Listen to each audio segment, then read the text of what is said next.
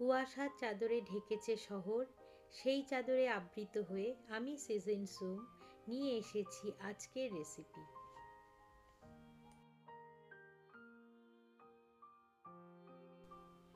আমি একজন গর্বিত বাঙালি।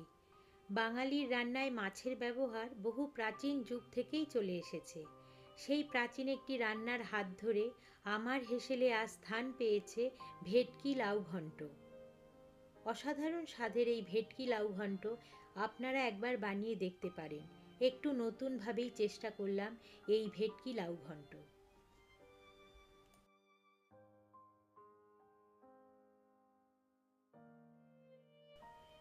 এবার আসি রেসিপির প্রসঙ্গে।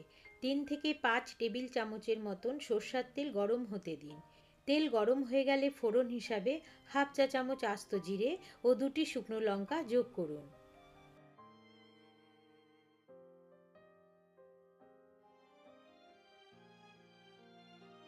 লঙ্কা ও জিরেকে একটু নাড়াচাড়া করে একটি মাঝারি আকারের লাউ ছোট ছোট চৌকো করে কেটে সাবধানে তেলের মধ্যে দিয়ে দিন।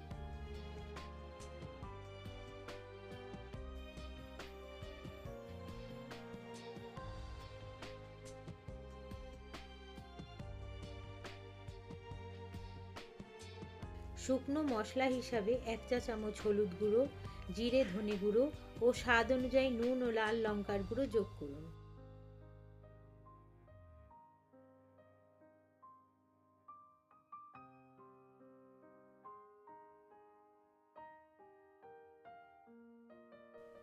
সবজিটিকে অল্প নাড়াচাড়া করে স্বাদ অনুযায়ী মিষ্টি যোগ করে ভালো করে মিশিয়ে ঢাকা চাপা দিয়ে সিদ্ধ না হওয়া পর্যন্ত কম তাপমাত্রায় রান্নাটি করুন। অপর আরেকটি পাত্রে 3 টেবিল চামচের মতন সরষার তেল গরম হতে দিন। তেল গরম হয়ে গেলে নুন ও হলুদ মাখানো 5 থেকে 6 টুকরো ভেটকি মাছের পেটির অংশ সাবধানে গরম তেলের মধ্যে ছাড়ুন।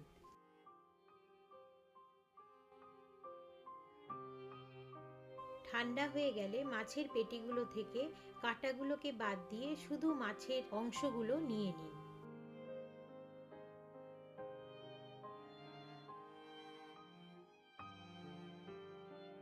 এবার ভেটকি মাছের মাথাটিকেও লাল করে ভেজে তুলে নিন। ঢাকনা সরিয়ে লাউ সিদ্ধ হয়েছে কিনা দেখে নিন। 4 থেকে 5টি বা স্বাদ অনুযায়ী কাঁচা লঙ্কা ও হাফ চা চামচ আদা বাটা দিয়ে ভালো করে নাড়িয়ে রান্না করুন।